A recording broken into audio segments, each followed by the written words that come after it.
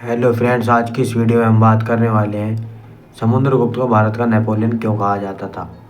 आइए इस वीडियो में जानते हैं क्यों इनको भारत का नेपोलियन कहा जाता था। नेपोलियन उसको कहा जाता था जो लगभग 200 युद्ध जीत जाता है।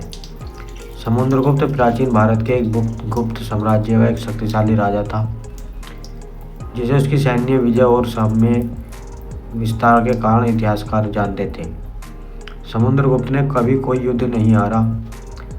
उसने अपने स्वाभिमान और अभियानों में कई राज्यों को हराया और अपने साम्राज्य का विस्तार किया, ठीक उसी तरह जैसे नेपोलियन ने यूरोप में किया था। नेपोलियन ने पूरा यूरोप एकजुट कर दिया था और वो आज भी है। इसीलिए इन्हें समुद्रगुप्त को अपने समय का नेपोलियन कहा जाता है। समुद्रगुप्त ने अपने राज्य को एक विशाल साम्राज्य में बदल दिया जिसमें उत्तरी और दक्षिण भारत के कई राज्य शामिल थे। महान सेना नायक वह एक कुशल सेना नायक थे और बहादुर सेना नायक रहे हैं। इन्होंने अपनी सैन्य रणनीति और कौशल से विरोधियों को पराजित करके उन्हें अपने राज्य में सम्मिलित कर लिया था। समुद्रगुप्त ने अपने जीवन काल में किसी भी युद्ध में पराजित नहीं हुए, जो उनकी सैन्य क्षमता को दर्शाता है।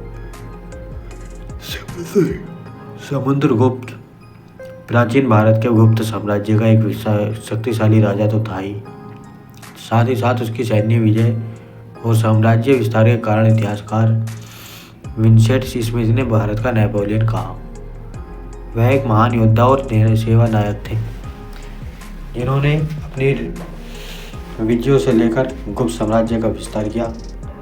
ऐसे में उसे एक शक्तिशाली साम्राज्य में बदल दिया। समुद्रगुप्त ने उत्तर में महिलाओं से लेकर दक्षिण में हिमालय से कांचीपुरम तक और पूर्व बांग्लादेश से लेकर पश्चिम में अफगानिस्तान को एक मध्य एशिया तक कई राज्यों तक विजय प्राप्त कर लिया था और उसे अपने भारत को सम्मिलित कर लिया था। इसी प्रकार सम्मिलित करने के बाद उसने अपने सभी श्रमिकों को अपना नायक बताया और भारत पर राज किया।